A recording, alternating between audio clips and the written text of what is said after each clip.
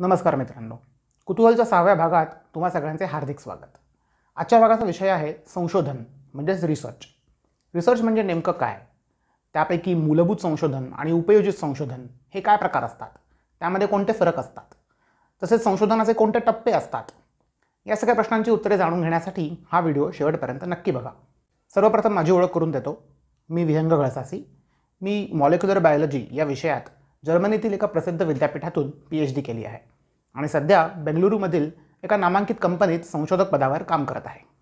विज्ञानातील संकल्पनांची मराठीतून सोप्या भाषेतून माहिती करून घेण्यासाठी कुतूहल चॅनलला सबस्क्राईब करा आणि हो, या चॅनलविषयी तुमच्या मित्रांना आणि नातेवाईकांना सांगायला विसरू नका। वळूया आजच्या विषयाकडे। आजचा विषय आहे रिसर्च म्हणजे संशोधन। थोडक्यात व्याख्या करायची तर संशोधन म्हणजे एखाद्या विषयाचा खोलवर जाऊन तर्कशुद्ध पद्धतीने केला गेलेला अभ्यास। मग तो विषय कोणताही असू शकतो, म्हणजे अंतराळातील ब्लॅक होलपासून ते खोल समुद्रातल्या जीवांपर्यंत, किंवा उत्खननात सापडलेल्या अवशेषांपासून ते भाषांच्या उत्क्रांतीपर्यंत कोणताही विषय संशोधनाला वर्ज्य नाही। ढोबळमानाने संशोधनाचे दोन प्रकार असतात, मूलभूत संशोधन ज्याला इंग्लिशमध्ये आपण फंडामेंटल रिसर्च म्हणतो, आणि उपयोजित संशोधन म्हणजेच अप्लाइड रिसर्च। मूलभूत संशोधनामध्ये एखाद्या गोष्टीची किंवा एखाद्या घटनेची सर्वंकष माहिती मिळवणे आणि माणसाच्या ज्ञानाचा परी वाढवणे एवढाच उद्देश असतो। म्हणजे दैनंदिन आयुष्यात वापरता येईल अशी कुठली वस्तू बनवणे असा कुठलाही उद्देश अशा प्रकारच्या संशोधनामध्ये नसतो। मात्र असे मूलभूत संशोधन हे कधीकधी जग बदलेल असे क्रांतिकारी शोध घेऊन पुढे येते। याचे खूप महत्त्वाचे उदाहरण म्हणजे हर्ट्झच्या शास्त्रज्ञाने लावलेला रेडिओ लहरींचा शोध। हर्ट्झने जेव्हा प्रयोगानिशी रेडिओ लहरींचे अस्तित्व सिद्ध केले तेव्हा त्याचा उद्देश केवळ मॅक्सवेलने गणित मांडून दाखवून दिलेले रेडिओ लहरींचे अस्तित्व प्रयोगानिशी दाखवून देणे एवढाच होता। त्या रेडिओ लहरींचा प्रत्यक्षात काही उपयोग होईल किंवा न होईल याची कोणतीही कल्पना हर्ट्झला नव्हती। किंबहुना तो असं म्हणालाही होता की माझ्या या संशोधनाचा कुठलाही प्रॅक्टिकल उपयोग नाही। पण आज बघा, रेडिओ लहरींनी आपलं जग किती बदललं आहे। Internet, wifi, telephone, satellites, microwave सगळीकडे रेडिओ लहरी आहेत। तर अशा प्रकारे मूलभूत संशोधन हे बऱ्याचदा उपयोजित संशोधनाचा पाया असते। त्या उलट असते उपयोजित संशोधन म्हणजेच अप्लाइड रिसर्च। यामध्ये माणसाच्या दैनंदिन आयुष्यात उपयोगी पडेल अशी एखादी वस्तू बनवणे किंवा त्या वस्तूचे उत्पादन अधिकाधिक कॉस्ट इफेक्टिव्ह कसे होईल हे बघणे एवढाच उद्देश असतो। बऱ्याचदा मूलभूत संशोधन आणि उपयोजित संशोधन यांच्यातल्या सीमारेषा अत्यंत पुसट असतात। म्हणजे उदाहरणार्थ कोविडची लस शोधणे हे आहे खरं उपयोजित संशोधन, पण तशी लस शोधायला कोरोना व्हायरसची रचना, तो शरीराला कसा इन्फेक्ट करतो, त्याची प्रक्रिया, या सगळ्या गोष्टी समजून घेणे आवश्यक ठरते। मग आता या गोष्टी समजून घेणे म्हणजे आले मूलभूत संशोधन। तर अशा प्रकारे उपयोजित संशोधनासाठी मूलभूत संशोधन हे अत्यंत आवश्यक असते आणि हे दोन्ही प्रकार जरी भिन्न वाटले तरी ते एकमेकांमध्ये गुंतलेले असतात आणि एकमेकांवरती अवलंबून असतात। आता बघूया संशोधनाचे टप्पे कोणकोणते असतात। संशोधनाचा सगळ्यात पहिला टप्पा म्हणजे संशोधनाच्या प्रश्नाची व्यवस्थित व्याख्या करणे। त्यानंतर दुसरा टप्पा असतो लिटरेचर सर्व्हे, म्हणजेच त्या विषयावर आधी कोणी संशोधन केले आहे का, त्याच्या संदर्भात इतर काही माहिती उपलब्ध आहे का हे बघणे। त्यानंतर येतात प्रत्यक्ष प्रयोग, मग प्रयोगांचे निष्कर्ष अभ्यासणे, ते तपासणे आणि ते तुमच्या प्रश्नाचे उत्तर देत आहेत की नाही हे बघणे। त्यानंतरचा टप्पा असतो हे निष्कर्ष जगासमोर मांडणे आणि पुढच्या प्रयोगांची दिशा निश्चित करणे। आता आपण एक सोपं उदाहरण घेऊयात आणि हे सगळे टप्पे नीट समजून घेऊयात। समजा तुमची गुलाबाची शेती आहे आणि त्या गुलाबाला छान बहर येण्यासाठी उत्तम खत कोणते हे तुम्हाला शोधायचे आहे। मग आता तुमचा संशोधन प्रश्न हा की गुलाबासाठी उत्तम खत कोणते। पण थांबा, संशोधनाचे प्रश्न हे इतके सरळ साधे सरधोपट नसतात। त्यासाठी त्या प्रश्नातल्या प्रत्येक घटकाची व्यवस्थित व्याख्या करावी लागते। आता या प्रश्नामध्ये 3 घटक आहेत, गुलाब, बहर आणि खत। मग आता गुलाबाची जात कोणती, बहर येणे म्हणजे नेमकं काय, सध्या गुलाबाला दिवसाला किती फुलं येत आहेत, मग ती फुलं कितीने वाढली म्हणजे बहर आला किंवा बहर सुधारला असे समजायचे। खत म्हणजे नक्की कोणते खत, सेंद्रिय खत की रासायनिक खत, ते किती मात्रेने द्यायचे। अशा सगळ्या घटकांची, अशा सगळ्या प्रश्नांची आधी उत्तरे निश्चित करावी लागतात आणि मग तुमच्या संशोधनाचा प्रश्न हा तयार होतो। इथे होतो पार तुमचा पहिला टप्पा। आता वळूया दुसऱ्या टप्प्याकडे। दुसरा टप्पा आहे लिटरेचर सर्व्हे किंवा त्या विषयावर आधी कोणी संशोधन केले आहे की नाही हे बघणे।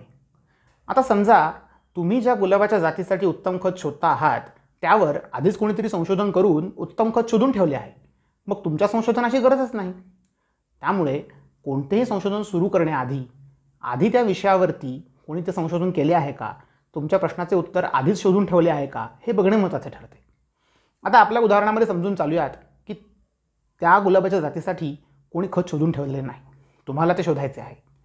पण कदाचित दुसऱ्या कोणत्या गुलाबाच्या जातीसाठी असं संशोधन झाले असेल, किंवा एखाद्या वेगळ्या प्रदेशात, एखाद्या वेगळ्या मातीत, वेगळ्या हवामानात एखाद्या गुलाबाच्या जातीवरती अशा प्रकारचं संशोधन झाले असेल. मग त्या सगळ्या संशोधनाची माहिती ही तुमच्यासाठी उपयोगाची आहेच की. मग तुम्ही काय करता, तुम्ही अशा प्रकारचे संशोधनं वाचता आणि ही सगळी माहिती गोळा करून तुमच्या प्रयोगाची दिशा निश्चित करता. हा झाला दुसरा टप्पा पार. आता आली वेळ प्रत्यक्ष प्रयोगाची. समजा तुम्ही आधीचे सगळे लिटरेचर वाचून, इतर संशोधनांनी केलेले प्रयोग बघून 4 खतांची निवड केली आहे.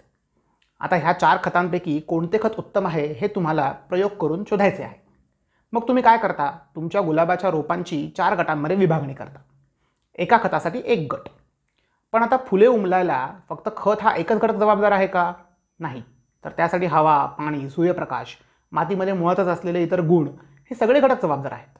मग तुमच्या 4ही गटांसाठी हे सगळे घटक एकसारखे असतील याची तजवीज करायची. मग प्रयोगाचा कालावधी निश्चित करायचा. प्रयोग सुरू करायच्या आधी सगळ्या रोपांना दिवसाला किती फुले येत आहेत हे मोजायचे. मग प्रयोगाच्या दरम्यान त्या सगळ्या रोपांना दिलेली 4 खतं ठराविक मात्रेने, ठराविक दिवसांच्या अंतराने द्यायची.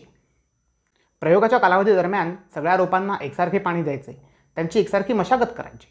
मग प्रयोगाचा कालावधी संपला की परत एकदा त्यांना दिवसाला किती फुलं येत आहेत हे बघायचे. आणि हो, या सगळ्या दरम्यान आपण काय काय कृती केल्या, कशा कशा केल्या, या सगळ्याचा उत्तम रेकॉर्ड ठेवायचा. कुठलाही रेकॉर्ड मिस होता कामा नये. हा होतो प्रयोगांचा तिसरा टप्पा पार. आता पुढचा टप्पा म्हणजे प्रयोगांचे निष्कर्ष तपासणे. यामध्ये सगळ्या गटातील रोपांना प्रयोगाआधी किती फुलं येत होती आणि प्रयोगानंतर किती फुलं येत आहेत या सगळ्याचे आकडे एकत्र मांडायचे. मग त्याची गटवार विभागणी करायची आणि मग स्टॅटिस्टिक्समधल्या काही टेस्ट वापरून बघायचे की खरोखर एका गटामधल्या रोपांना जास्तीचा बहर येतोय का, म्हणजे एखादे खत हे अधिक गुणकारी आहे का. पण हा सगळा अभ्यास करताना कोणताही पूर्वग्रह ठेवायचा नाही आणि आकड्यांची इकडे तिकडे फेरफार करायची नाही. जसे आकडे आले आहेत ते तसेच घ्यायचे आणि ते अत्यंत निष्पक्षपणे अभ्यासायचे. यातून जे निष्कर्ष येतील ते तुमच्या प्रश्नाचे उत्तर. समजा तुम्हाला एखादे खत अत्यंत गुणकारी सापडले तर उत्तम, तुमचा प्रयोग यशस्वी झाला. पण समजा असे कुठले खत गुणकारी आहे असे दिसून आलेच नाही तर तुमचा प्रयोग अयशस्वी झाला का? तर अजिबात नाही. तुमच्या प्रश्नाचे उत्तर नकारार्थी आहे, पण याचा अर्थ असा नाही की तुमचं संशोधनच अयशस्वी आहे. या संशोधनातून आलेले अनुभव वापरून तुम्ही पुढच्या संशोधनाची दिशा निश्चित करायची. कदाचित खत क्रमांक ए हे अजून वेगळ्या पद्धतीने बनवता येईल का, त्यातले कुठले घटक मॉडिफाय करता येतील का हे बघायचे. आता यापुढचा टप्पा आहे तुमच्या प्रयोगातून आलेले निष्कर्ष लोकांपुढे मांडणे. समजा तुम्ही निवडलेल्या 4 खतांपैकी एक खत अतिशय गुणकारी निघाले, त्याने गुलाबाचा बहरच काय, फांद्यांची वाढही उत्तम झाली. मग आता हे तुमचे संशोधन किंवा तुम्हाला मिळालेले हे उत्तर तुम्हाला जगासमोर मांडायला हवे. गुलाबाची शेती करणाऱ्या इतर शेतकऱ्यांसाठी ते अत्यंत फायद्याचे संशोधन आहे. मग तुम्ही काय करायचे, तुम्ही तुमच्या संशोधनाचा एक निबंध लिहायचा, ज्याला आपण शोधनिबंध असे म्हणतो, आणि तो याच विषयावरती शोधनिबंध प्रसिद्ध करणाऱ्या एखाद्या नियतकालिकाकडे पाठवायचा. अर्थात शोधनिबंध प्रसिद्ध करण्याची ही प्रक्रिया इतकी काही साधी सोपी सरळसोट नसते. सुरुवातीला त्या नियतकालिकाचा संपादक तुमचा शोधनिबंध बघतो आणि ठरवतो की तो त्या नियतकालिकासाठी योग्य आहे की नाही. समजा त्याला तो योग्य वाटला की तो निबंध त्याच क्षेत्रातल्या 3 ते 4 प्रथितयश संशोधकांकडे पाठवला जातो. यालाच पीअर रिव्ह्यू असे म्हणतात. मग ते संशोधक तुमचे संशोधन वाचतात, ते वैज्ञानिकदृष्ट्या योग्य आहे की नाही बघतात, तुमचे निष्कर्ष हे अतिशय सुसंगत आहेत की नाही, त्या निष्कर्षांचा अभ्यास निष्पक्षपातीपणे केला गेला आहे की नाही हे बघतात. मग त्यांच्याकडून बऱ्याचदा निबंधामध्ये बदल सुचवले जातात, कधीकधी जास्तीचे प्रयोगही सुचवले जातात. हे सगळे होऊन त्या निबंधाची सगळी दुरुस्ती झाली की मग तो त्या नियतकालिकामध्ये प्रसिद्ध होतो. या क्षणाला तुमचे संशोधन हे जगासाठी उपलब्ध होते. हा होतो चौथा टप्पा पार. शोधनिबंध प्रसिद्ध झाला म्हणजे संशोधन संपले असे नाही. तुमच्या निष्कर्षातून अजून कोणते प्रश्न निर्माण होत आहेत, म्हणजे तुम्ही वापरलेल्या गुलाबाच्या जातीसाठी उत्तम ठरलेले खत हे इतर गुलाबाच्या जातींनाही उत्तम ठरू शकेल का? खताच्या घटकांमध्ये काही फेरफार केले तर त्याने त्याची गुणवत्ता वाढेल का? या वातावरणामध्ये उत्तम ठरलेले खत हे दुसऱ्या कोणत्या वातावरणामध्ये किंवा दुसऱ्या प्रकारच्या मातीमध्येही उपयुक्त ठरू शकेल का, असे अनेक प्रश्न तुमच्या निष्कर्षातून निर्माण होतात आणि त्याच्यावरचे संशोधन हे निरंतर सुरू राहते. तर मित्रांनो, हे झाले संशोधनाचे वेगवेगळे टप्पे. आता तुमच्या लक्षात आलं असेल की एखाद्या प्रश्नाचे वैज्ञानिक दृष्टिकोनातून उत्तर शोधणे म्हणजे नेमकं काय. असे संशोधन कोणीही करू शकतं. त्यासाठी तुम्हाला मोठमोठ्या प्रयोगशाळा किंवा महागडी उपकरणे लागतीलच असे नाही. पण बऱ्याचदा संशोधनाचे प्रश्न हे अत्यंत गुंतागुंतीचे असतात. त्यासाठी लागणारे प्रयोगसुद्धा अतिशय क्लिष्ट आणि गुंतागुंतीचे असतात. त्यामुळे या सगळ्या प्रक्रियेला बराच वेळ लागू शकतो. थोडक्यात एखाद्या प्रश्नाचे वैज्ञानिकदृष्ट्या उत्तर शोधणे हे तितकेसे सोपे नसते. बऱ्याचदा आपण एखाद्या प्रश्नाच्या तात्कालिक अनुभवावर बेतलेल्या उत्तरावर विश्वास ठेवतो. म्हणजे कोणी एक मित्र सांगतो, अरे अमुक खत आहे ना, उत्तम आहे गुलाबाला. माझ्या एका मित्राने वापरून बघितलं, काय मस्त बहरला होता गुलाब त्याच्या अंगणातला. आता त्या खताने त्या मित्राच्या अंगणातला गुलाब बहरला असेलही, पण या अशा एका उदाहरणाने त्या खताची गुणवत्ता तर सिद्ध होत नाही ना.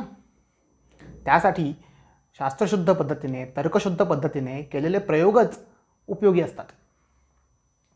आणि हाच मुद्दा आपल्याला आयुष्यात पडणाऱ्या प्रत्येक प्रश्नाला लागू पडतो. म्हणजे वाफ घेण्याने कोविड बरा होतो का, किंवा अमुक एका जातीचे, अमुक एका धर्माचे लोक हे कायम अशांतता आणि दंगली माजवतात का, असा कुठलाही प्रश्न असो, त्याचे वैज्ञानिक दृष्टिकोनातून उत्तर शोधले गेले आहे का, की ते फक्त एखाद दुसऱ्या तात्कालिक अनुभवावर बेतलेले आहे, हे बघणे महत्त्वाचे असते. तर मित्रांनो, तुम्हाला जर कोणत्या प्रश्नाचे उत्तर शोधायचे असेल तर आधी हे बघा की ते वैज्ञानिक पद्धतीने शोधले गेले आहे का. तात्कालिक अनुभवावर बेतलेल्या एखाद्या उत्तरावरती विश्वास ठेवू नका. ते अगदी कितीही विश्वसनीय वाटत असले तरीही. यालाच वैज्ञानिक दृष्टिकोन अवलंबणे असे म्हणतात. तर मित्रांनो, हा व्हिडिओ तुम्हाला कसा वाटला ते मला कमेंट्समधून जरूर सांगा. या संदर्भात तुमचे काही प्रश्न असतील तर तेही मला कमेंट्समधून विचारा. विज्ञानातील संकल्पनांची सोप्या भाषेतून मराठीतून माहिती करून घेण्यासाठी कुतूहल चॅनलला सबस्क्राईब करा.